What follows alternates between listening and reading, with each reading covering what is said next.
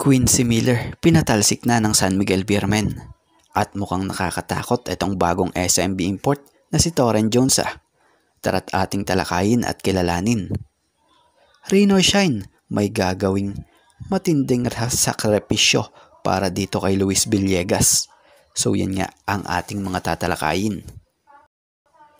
Isa na namang malaking kawalan para sa Rain or Shine ni Lasto Painters itong si Luis Villegas.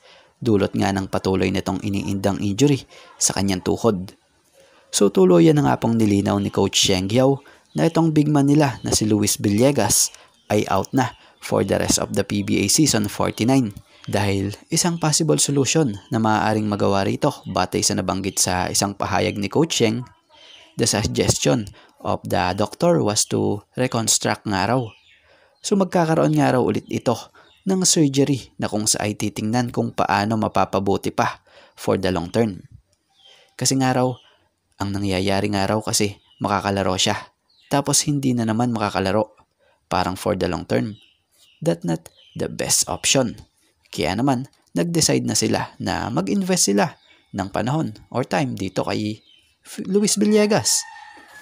So magtsatsaga na nga daw po at mag-aantay itong sila Coach Sheng kasi nakikita nga raw nila dito sa player na to may potential talaga.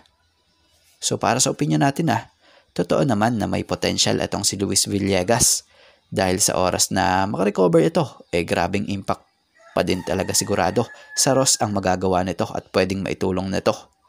Ito kasi yung big man na hindi lang pang ilalim Ganda ng shooting nito sa outside at may husay rin ito ng pagpasa or humanap ng mga teammate na open para sa magandang opensa.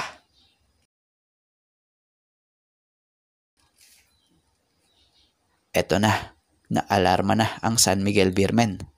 Tuluyan ang pinatalsik ng San Miguel Beermen etong si Quincy Miller as import dito sa PBA Commissioner's Cup dahil na rin siguro sa hindi ganun ka-impressive ang nilalaro nito rito na kanyang naiaambag sa SMB sa PBA Commissioner's Cup na kung sa ay laking impact rin sa pangit na record nila dito sa SMB na kung sa ay nga po'y nadaluhang sunod sila ng talo dito sa Commissioner's Cup this ongoing elimination.